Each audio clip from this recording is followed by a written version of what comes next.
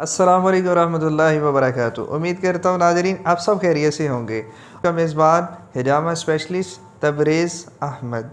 नाज़रीन उम्मीद रखता हूँ आप सब का रमज़ानुल मुबारक बहुत खैर व आफ़ियत के साथ गुज़र रहा होगा। जो हमारा टॉपिक है वो ज़कात से मुतल्लिका है। आप सब जानते हैं कि लोग पूरा साल इंतज़ार करते हैं रमज़ानुल मुबारक का महीना आए तो वो रमज़ान के महीने में अपनी ज़कात अदा करते हैं। तो ज़कात एक बहुत अहम हमारे एक इस्लाम का बाब है और इसको बड़ी तफसील से जानने की ज़रूरत है। तो हम कोशिश करेंगे कि आपको बहुत आसान और आम फ़हम अंदाज में समझा सकें कि ज़कात क्या है, ज़कात किसे कहते हैं, ये सारी तफसीलात।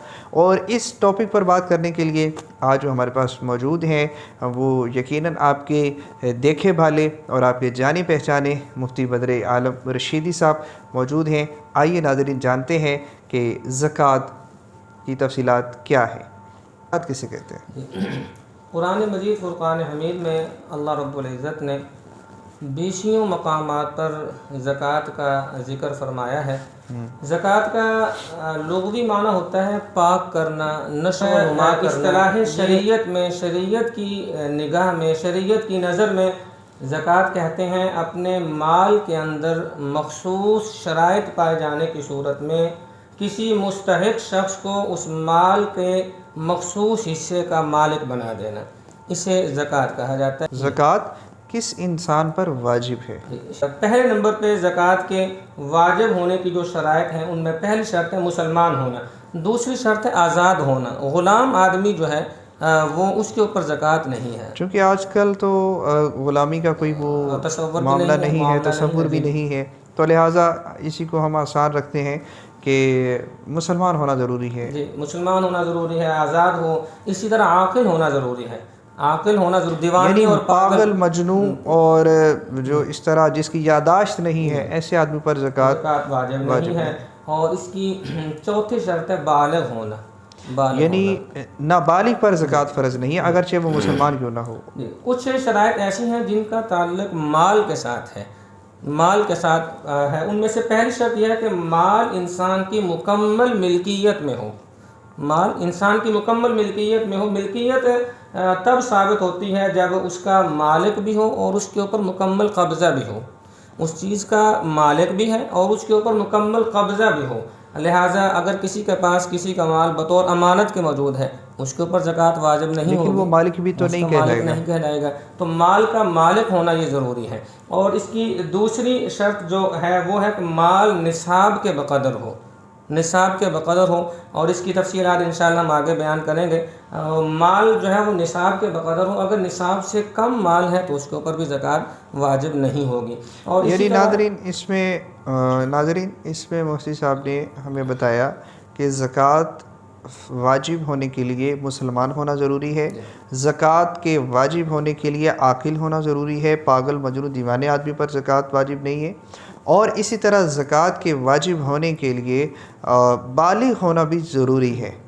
जी, अब आगे हम बढ़ते हैं अपने अगले सवाल की तरफ कि ज़कात का निसाब क्या है, यानी कितने माल पर ज़कात देनी चाहिए। जी, इसमें बुनियादी तौर पर ये याद रख लिया जाए कि 4 किस्म की चीज़ों में ज़कात वाजिब होती है। यानी चार अशिया के ऊपर ज़कात वाजिब होती है।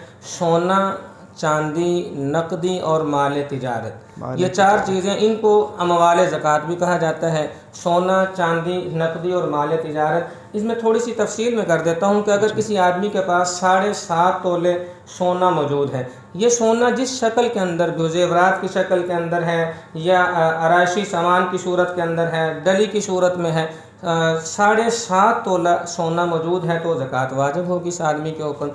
इसी तरह अगर किसी शख्स की मिल्कियत में 52.5 तोला चांदी मौजूद है तो इस आदमी के ऊपर भी ज़कात वाजिब होगी। और इसी तरह अगर किसी आदमी की मिल्कियत में सोना और चांदी की ये मज़कूरा मिक़दार जो है ये ना पाई जाए, ये 7.5 तोला सोना नहीं है, 52.5 तोला चांदी नहीं है, ये मज़कूरा मिक़दार नहीं पाई जाती, तो अब ये देखा जाएगा कि अगर इसकी मिल्कियत में ये चारों चीज़ें जमा हो जाएं, सोना, चांदी और नकदी है, साथ में कुछ माल तिजारत है, ये चारों जमा हो जाएं या इनमें से बाज़ जमा हो जाएं। सोने के साथ जो है वो चांदी है, या सोने चांदी के साथ नकदी या माल तिजारत चारों जमा हों, या इनमें से बाज़ हों। तो अब ये देखा जाएगा कि इनकी मजमूई कीमत 52.5 तोला चांदी को पहुंचती है या नहीं, या 7.5 तोला सोना को पहुंचती है। 52.5 तोला चांदी को, कम से कम कम से 52.5 तोला चांदी जो है उसको ये पहुंचती है या नहीं। अगर 52.5 तोला चांदी की कीमत के बराबर हो तो इस सूरत में भी ज़कात वाजिब होगी। यानी आपके कहने का मतलब ये है कि एक बंदे के पास 7.5 तोला सोना मौजूद नहीं है, 4 तोले सोना मौजूद है और कोई 20 तोले चांदी मौजूद है, और इसी तरह कोई कुछ पैसे मौजूद हैं और कुछ उसका सामान तिजारत मौजूद है।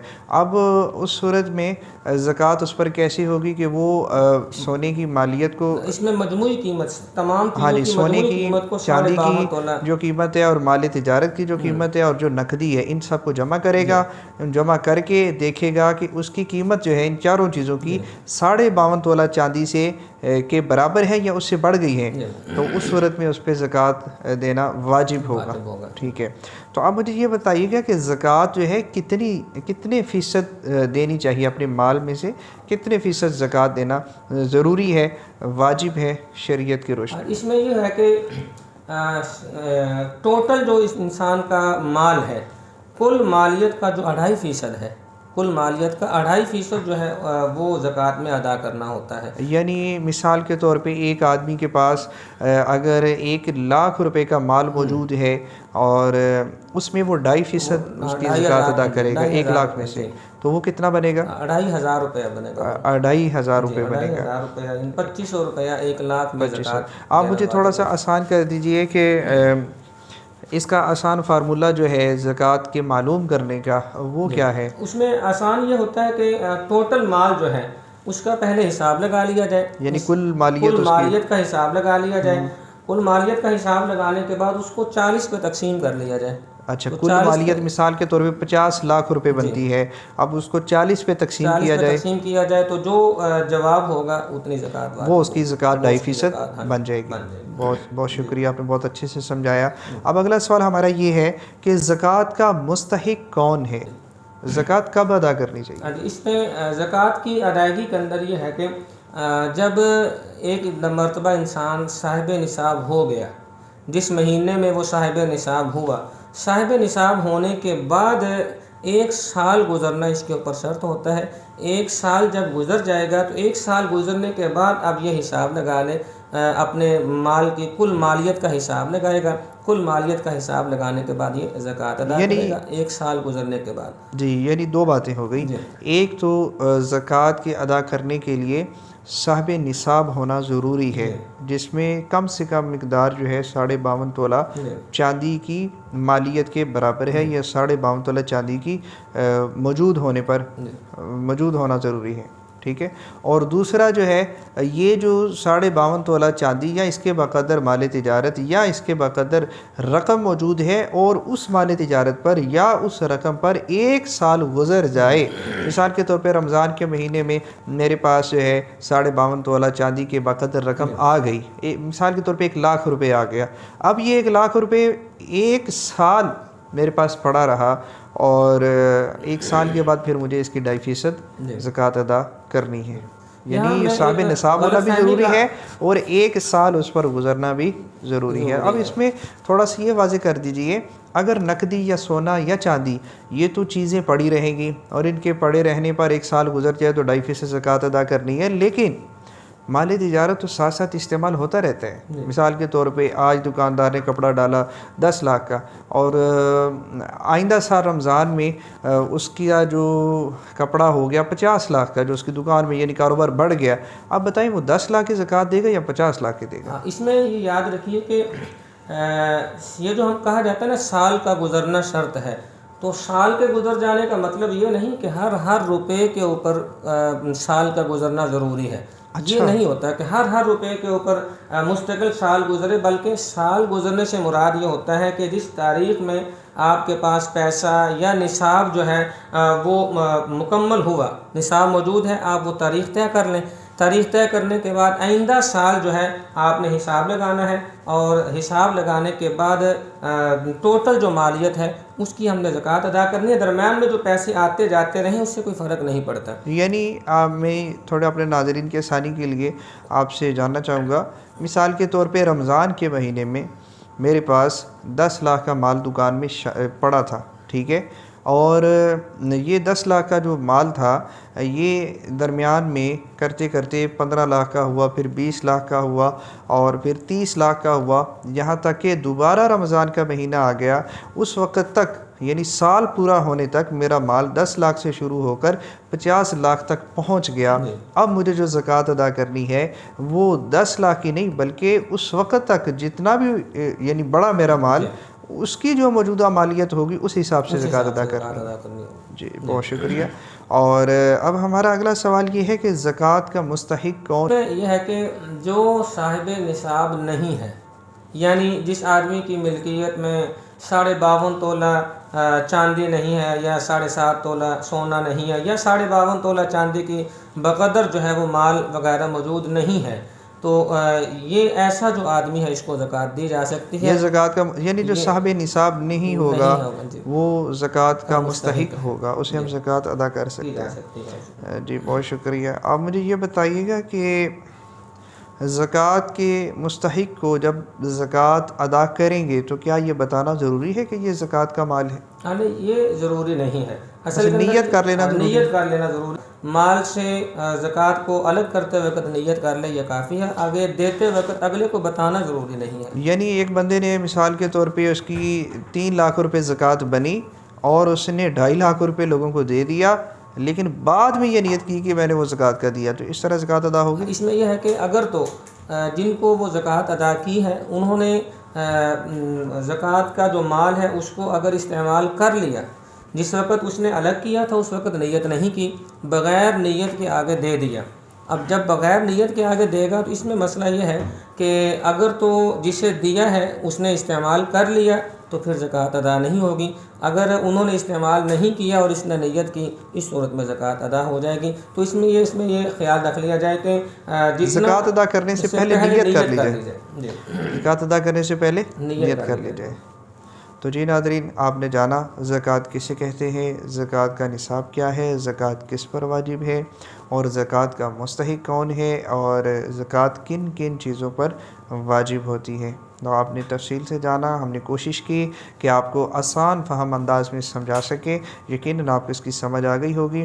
तो आप रमज़ान के महीना है, अगर आपके माल तिजारत पर या आपके पास जो नकदी मौजूद है या आपके पास जो सोना चांदी मौजूद है और वो 52.5 तोला चांदी से ज़्यादा है या इसके बराबर है, तो उस पर ज़कात अदा कीजिए, 2.5% दीजिए। और इसके साथ एक मैं अहम और आखिरी बात जो करना चाहता हूँ वो ये है कि ज़कात के मामले में हमें ये चाहिए कि हम जो मुस्तहकीन हैं उन तक ज़कात इज़्ज़त के साथ पहुँचाएँ, उनकी इज़्ज़त नफ्स को मजरू ना करें। मेरे दोस्त, बड़ा नाजुक मरहला है कि हम मुस्तहकीन तक ज़कात इज़्ज़त के साथ पहुँचाएँ। बहुत सारी जगहों पे देखा गया, बहुत बड़े बड़े मालदार लोग होते हैं, जब वो ज़कात देते हैं गरीबों की लाइनें लगवाते हैं। तो अब इस लाइनों में याद रखें कि पेशावर लोग तो आ जाएंगे, जो मांगते हुए शर्माते नहीं, ऐसे लोग तो आकर ले जाते हैं, लेकिन जो सफ़ेद पोश लोग होते हैं, जो सवाल करने की ज़रूरत नहीं रखते, हिम्मत नहीं रखते, हौसला नहीं रखते, तो ऐसे लोगों तक जो ज़कात हमें इज़्ज़त के साथ ख़ुद उनके घरों तक पहुंचानी चाहिए। मेरा आपसे बड़ा मुअद्दिबाना मुतालिबा है कि हम ज़कात के मामले में अपने इर्द गिर्द, अपने आस पास, अपने दोस्तों के अंदर जो मुस्तहिक हैं हम उनको ख़ुद पहुँचाएँ और इज़्ज़त के साथ पहुँचाएँ। और इंशाअल्लाह ताला अगर हमने सही अदा कर ली ज़कात और पूरी अदा कर दी ज़कात, तो अल्लाह के फ़ज़ल से इसकी बेहद आपको फ़वाइद व बरक़ात मिलेंगे। आखिर में मैं मौलाना से ये जानना चाहूँगा कि जो बंदा ज़कात पूरी अदा करता है उस पर उसको इनाम क्या मिलेगा? हुज़ूर अलैहिस्सलातु वस्सलाम ने इरशाद फरमाया, हज़रत जाबिर रज़ी अल्लाह तआला अन्हु से मरवी है कि एक आदमी ने नबी अलैहिस्सलातु वस्सलाम से अर्ज़ किया कि अल्लाह के रसूल, जो आदमी अपने माल की ज़कात अदा करता है तो उसको क्या फ़ायदा हासिल होगा? जिसने अपने माल की ज़कात अदा कर दी उसे क्या फ़ायदा होगा? तो हुज़ूर अलैहिस्सलातु वस्सलाम ने इरशाद फरमाया, जिस आदमी ने अपने माल की ज़कात अदा कर दी उसने माल के शर से अपने माल को महफूज कर लिया, गोया कि माल उसका पाकीज़ा हो गया और माल महफूज हो गया, महफूज हो गया। महफूज हो गया। जी नाज़रीन, बहुत शुक्रिया। मिलते हैं एक नए पैगाम के साथ। दुआ में याद रखिएगा। इजाज़त चाहते हैं। अल्लाह हाफिज़।